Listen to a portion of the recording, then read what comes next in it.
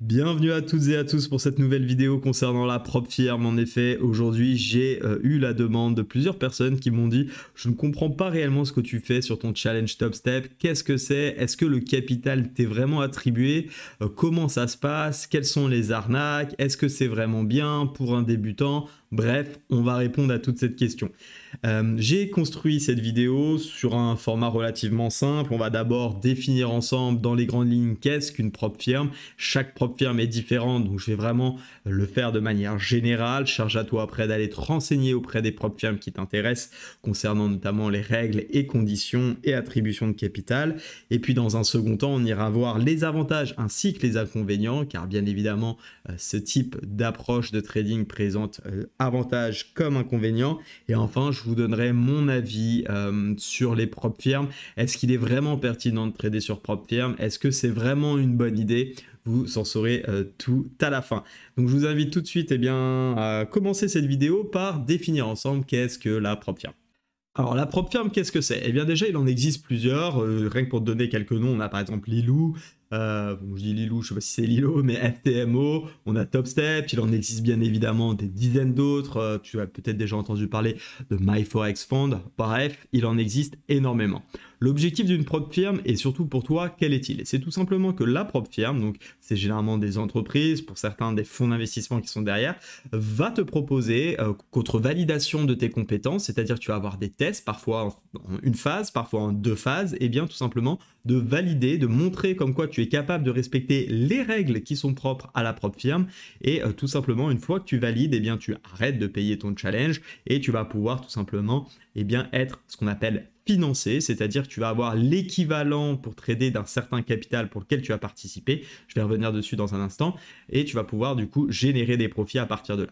Alors, comment ça fonctionne exactement? Eh bien, par exemple, je vais te prendre le cas de Top Step, qui est celui que je connais le mieux puisque c'est celui sur lequel je suis. Tu vois qu'il y a différentes offres. Tu as la possibilité de pouvoir trader avec 50 000, 100 000, 150 000. Pour certaines, ça va aller beaucoup plus loin, 200 000, 250, 300, 600, etc.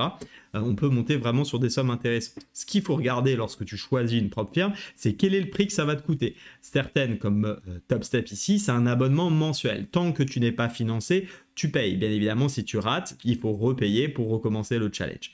Là, c'est vraiment je paye tant que je ne suis pas validé, mais l'avantage, si on peut le dire ainsi, c'est qu'il n'y a pas de limite de temps. Là où sur par exemple je prends FTMO et je descends sur choisissons un capital de 100 000 par exemple, et bien tu vois que pour réaliser la première étape, il va falloir que tu réussisses à maintenir les règles qui t'ont sont imposées, mais surtout aller chercher l'objectif ici qui est 10 000 $, donc de 10% sur 100 000 en 30 jours. Et ça peut être plus compliqué pour certains. Ça va vraiment dépendre de ton style de trading. Après, libre à chacun de choisir ce qui peut lui aller le mieux. En revanche, ici, tu payes 540 € une seule fois et c'est soit tu l'as, soit tu ne l'as pas. Si tu l'as, tu passes en phase 2, tu n'as pas à repayer, tu as une deuxième phase. Et si tu réussis cette phase 2, par exemple sur FTMO, tu es remboursé de ces 540 € et tu as désormais le capital de 100 000 pour trader. Ok, donc ça c'est vraiment pour comprendre grosso modo comment fonctionne la prop firm et généralement quels sont les critères qui vont composer ce challenge, ces règles de trading. Tu vas avoir bien évidemment l'abonnement, mais dans le trading pur, tu vas avoir l'objectif que tu dois atteindre pour valider le challenge, donc un objectif financier. Ici on le voit par exemple sur 50 000 $, c'est 3 000, pour celui que je suis en train de faire, je dois atteindre 9 000 $ de profit. Ensuite, tu vas avoir les tailles maximum. Et oui, tu as certaines prop firms, ce n'est pas le cas chez toutes, qui vont t'obliger à trader avec un nombre de contrats maximum. Donc, il va falloir tout simplement montrer que tu es capable de respecter des règles de taille position maximum. Finalement, certains vont le percevoir comme un inconvénient, d'autres comme un avantage. Je trouve ça plutôt comme un avantage. Ça permet de tout simplement cadrer ton trading et d'éviter d'être un pur gambler, faire 150 contrats, ce qui n'a aucun sens, chater entre guillemets ton challenge et derrière être incapable de dégager des profits. Et ensuite, on va avoir ce qu'on appelle le daily loss limit, c'est tout simplement l'argent, le montant que tu peux perdre sur une seule journée de trading. Et enfin, le trailing max drawdown, c'est tout simplement la totalité sur plusieurs jours, sur l'ensemble du challenge, sous lequel tu ne dois pas descendre. Certains sont fixes, certains bougent, montent en fait, suivent tes gains. Donc voilà, il y a pas mal de choses à considérer. Je t'invite à les comparer, hein. Bien évidemment, c'est différent. Si je prends Lilou, tu vois ici, si on compare pile poil 150 000, on voit que c'est exactement les mêmes règles. On a un peu plus de trailing drawdown pour le coup, et après on a un prix qui peut être différent. Ok, donc va bien comparer, n'hésite pas à ne pas rester que sur ça, hein, à aller cliquer sur les Learn More pour voir tout ce qui va composer eh bien, le test du challenge que tu vas faire. Alors, quels sont les avantages eh bien, d'un challenge, d'une propre firme? C'est tout simplement la première, d'avoir un levier énorme sur son capital. En effet, qui aujourd'hui, de manière générale, a la possibilité de mettre 100 000 $ ou 100 000 € sur sa plateforme de trading et de trader avec? A priori, pas grand monde. Donc, l'objectif des propres firmes, c'est vraiment de pouvoir donner la possibilité aux personnes qui souhaitent eh bien, gagner plus, de pouvoir profiter sous contrainte hein, de réussir et de montrer que tu sais faire du trading propre, eh bien, de pouvoir profiter d'un capital énorme et d'aller chercher, alors énorme, en tout cas plus important, qui va permettre d'aller chercher plus de gains. Le deuxième gros avantage, c'est tout simplement, eh bien, si tu trades avec ce capital-là, tu n'as pas besoin d'engager ton argent. Et oui, ça en termes de risque, c'est absolument génial. Pas besoin aujourd'hui de mettre 100 000 €, 100 000 $ sur la table. Tu les gardes pour toi, tu les fais travailler ailleurs, toujours dans cet esprit d'investir et de se diversifier. Je préfère moi aller acheter des actions par exemple avec, ou investir dans l'immobilier, ou avoir d'autres projets, peu importe. Investir dans des entreprises, tu fais ce que tu veux. Mais ça te permet eh bien aussi, si jamais tu te rates dans ton challenge, tu pètes un plomb ou quoi que ce soit, bah finalement tu ne perds que ton challenge et tu ne perds pas grand chose. Donc ça c'est absolument génial. Et puis enfin, pour moi le gros dernier avantage, c'est aussi d'avoir des règles. Alors certains vont voir ça comme des inconvénients. Perso, moi je trouve ça super d'avoir des règles. Ça permet de cadrer ton trading, de ne pas être freestyle, d'avoir des règles maximum de taille de contrat, d'avoir des règles des objectifs, d'avoir des règles de perte maximum. Et ça va vraiment éviter, eh bien, tout simplement, si tu les respectes, bien entendu, de complètement cramer eh bien, tes comptes. Et dans ce cas-là, ça te permet d'avoir une rigueur automatique, une discipline. Et c'est hyper important dans le trading. Concernant les inconvénients, il y en a un qui est souvent soumis, en tout cas par les personnes qui est plutôt débutantes ou qui n'ont pas réellement compris la propre firme, c'est que tu vas toucher uniquement 75, 60 en fonction des contrats et des propres firmes que tu prends, jusqu'à 90% des profits. Grosso modo, tu ne vas pas toucher 100% eh bien, du total. C'est une réalité, c'est un peu un inconvénient parce que si tu tradais en compte propre, eh bien tu toucherais 100%. La grosse différence maintenant, c'est que regarde vraiment avec combien tu peux trader toi de ton côté et regarde quel capital tu peux trader en propre firme. Et pour moi, c'est pas vraiment un inconvénient parce que clairement, je dis n'importe quoi, tu peux trader, disons même avec 10 000, 20 000 € sur les marchés. Ça n'empêche que même si tu fais 10% de 10 000, tu vas faire 1000. Si tu as un capital de 100 000, tu vas faire 10%, tu vas donc faire 10 000. À ça, tu vas toucher que 8%, c'est-à-dire que tu vas faire 8 000, donc tu vas faire 8 fois plus grosso modo que si tu étais eh bien, avec ton propre capital. Donc pour certains c'est un inconvénient, je pense que c'est une barrière psychologique, car pour moi c'en est absolument pas un.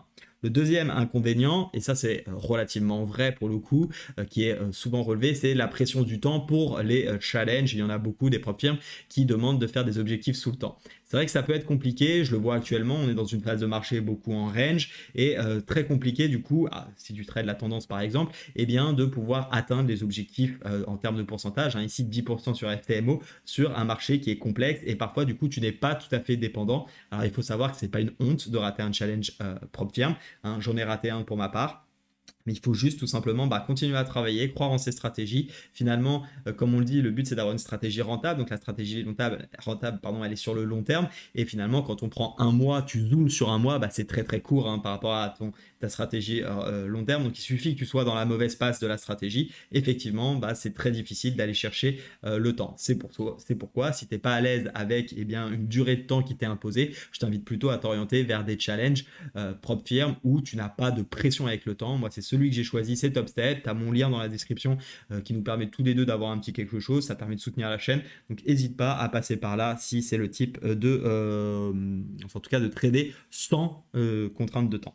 Troisième inconvénient, ça va être les règles et les contraintes que l'on peut avoir effectivement dans son trading. Certaines propres firmes, et d'ailleurs c'est le cas sur TopStep, je te l'avertis maintenant, eh bien tu ne peux pas faire de l'overnight ou de l'overweek, c'est-à-dire garder tes positions sur les journées ou nuits suivantes. Donc ça t'oblige à faire de l'intraday en fermant tes positions le soir ou alors du scalping, d'accord, sur du trade très très court. Donc ça peut être une contrainte. Après, il faut bien évidemment regarder si c'est le cas ou pas sur tes plateformes. Et puis également, tu peux avoir des limites en termes de taille de contrat. Ça, pour ma part, c'est pas réellement un inconvénient. C'est plutôt une gestion de risque money management. Les personnes qui considèrent que c'est un inconvénient, c'est plutôt des personnes qui a priori ne respectent pas réellement le money management. La pression du temps, j'en ai également parlé, qui peut être assez compliquée. Alors, ce qui t'intéresse peut-être maintenant, eh bien, c'est tout simplement de savoir mon avis réel sur les propres firmes, qu'est-ce que j'en pense, puisque certains m'ont dit, je comprends pas, il y en a certains qui sont pro-propre firme et d'autres qui sont anti-propre firme. Je pense qu'il y a finalement deux types de traders. Pour ma part, je pense que tu l'as compris, si je fais un challenge prop firm top step, c'est que je considère que c'est juste une opportunité géniale, les prop firmes. Il faut arrêter de voir le mal partout et je vais t'expliquer pourquoi. Moi, tout simplement, mon objectif, c'est de me monter un très gros capital avec plusieurs prop firmes pour tout simplement avoir 0 € réellement engagé de mon capital et trader sereinement, quitte bien évidemment à en laisser 25, 20, 15% en fonction des prop firmes à la prop firme. Après tout, c'est le jeu, il n'y a pas de souci. De toute façon, sans eux, je ne pourrais pas trader ce capital-là, en tout cas le capital que je vise à terme. Donc pour moi, c'est une superbe opportunité. Deuxièmement, ça permet également d'avoir un trading qui est cadré, qui est propre. Moi, j'aime le trading propre, j'ai un trading avec une approche professionnelle et donc dans ce cadre-là, c'est absolument pas dérangeant d'avoir finalement des règles qui te sont imposées. Ça permet de te cadrer et aussi de focus ton mental sur des règles très très précises. Donc je suis complètement à fond derrière le modèle en tout cas des prop firms. Et enfin, le troisième point que je voulais souligner, c'est effectivement qu'il y en a certains qui vont dire que c'est une arnaque parce que tu trades en compte démo, parce que il vaut mieux trader avec son capital, etc. En fait, moi, je suis un petit peu surpris quand j'entends ça, je vais pas te cacher. Déjà, oui, tu trades en compte démo, notamment quand tu es dans la phase de test, parfois encore après, mais généralement, ce qu'ils font, hein, si tu es bon, c'est qu'ils dupliquent finalement via un algorithme, du moins j'imagine, sur les marchés réels, tes trades pour que ils se financent. Après, ils vont dire tout simplement aussi que c'est nul de pas toucher 100%. En fait, moi, ce qui me surprend, c'est que souvent, ces personnes que tu vas entendre dire que c'est absolument pas un bon modèle, c'est exactement les mêmes personnes qui te disent de les rejoindre dans leurs canaux, qui ont 100% de signaux gagnants, qui te permettent de gagner des tonnes et des tonnes juste en appliquant les signaux. Si tes signaux, ils marchent sur le marché réel, va faire des prop firmes, va démultiplier ton capital. Si aujourd'hui, le gars qui te dit de rejoindre les signaux de son trading et que tu vas faire plus 20, plus 50%, va. Si tu fais plus 20%, pourquoi tu vas pas prendre un FTMO à 200 000, tu as 200 000, tu fais 20%, tu prends 40 000. Pourquoi tu fais pas? Je comprends pas. Donc très clairement, ceux qui déconseillent les prop firms sont tout simplement pour moi des personnes qui derrière n'ont pas d'intérêt à ce que les gens aillent sur ces types de produits parce que leur business n'est pas tourné autour du trading. Ils vont te décourager d'y aller pour que tu continues à payer leurs signaux, etc. Donc attention à ce que tu entends. Pour moi, il n'y a pas vraiment de mauvais avis à avoir sur les prop firms. Il faut faire attention, bien évidemment, auxquelles tu choisis avec les règles qu'elles t'imposent. Quand tu es débutant, c'est pas forcément le mieux parce que oui, c'est sûr, tu risques plus d'alimenter la prop firme que de t'alimenter toi-même. Hein. Tu vas beaucoup échouer, tu vas peut-être pas avoir les règles psychologiques, un bon cadre psychologique, les règles, tu vas peut-être mal les comprendre ou mal les adapter. Tu vas pas avoir l'expérience nécessaire pour trader proprement parce que c'est le trading, hein, c'est compliqué. Et en plus, si tu te rajoutes une prop firme avec du temps, ça va être très très complexe. Donc tout ça, faut bien l'avoir en tête. Mais pour moi, la prop firme, c'est juste génial et je t'invite vraiment à aller sur ce type de compte. Forme-toi, pratique du démo. Tu as des prop firmes également avec des comptes démo. Tu peux faire passer des mini-challenges. Alors, ça sera sur 15 jours, mais peu importe. Ça te permet déjà, tu vois, imagine, tu envisages de faire Top Step, prends-toi un compte démo Top Step. Ça coûte 0. Tu testes à la plateforme. Ça te permet de prendre en main. Ça te permet également de voir un petit peu si tu es à l'aise avec les règles des prop firmes. Ça t'évite de commencer directement en réel et de t'apercevoir que tu avais une règle que tu n'avais pas compris. Donc, du coup, tu as craché ton challenge pour rien, etc., etc. Donc, profites-en. Sois sérieux dans ton approche du trading. Choisis la prop firme qui te correspond. Si tu veux en savoir plus, n'hésite pas à me solliciter également par mail si tu as besoin de conseils ou autre sur riquet.trading@gmail.com. Et en attendant, sois bien évidemment prudent sur les marchés. Dis-moi si actuellement tu es en challenge sur une des prop firmes et laquelle. N'hésite pas à me partager tes retours d'expérience également. Et en attendant, reste prudent sur les marchés. Ciao!